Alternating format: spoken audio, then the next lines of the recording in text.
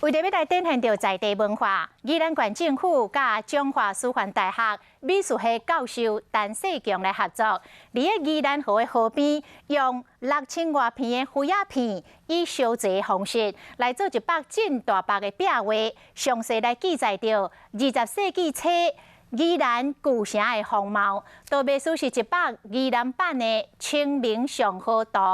希望未来宜兰的主题会当更加认捌家己的家乡。这规大片敢若是清明上河图伫宜兰河的边啊，有够壮观。不过这个印象中无共款，因为这是独一无二的宜兰版。这个好漂亮哦！替太高做人完成琉璃珠破链，这个壁画画出20世纪的初期。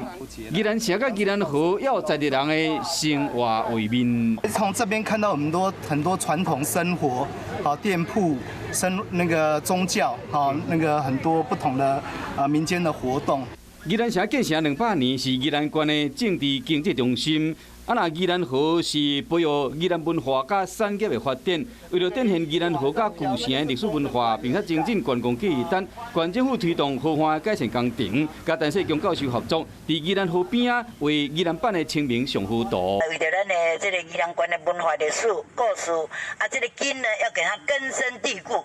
30公尺长的壁画用1年才完工，动用6500几片的粗灰鸦片，每一片拢是经过20多的工序，做甲真有路。为壁画顶会使看到当年宜兰的样貌，嘛藉由艺术纪念捌发生伫这个土地上的历史。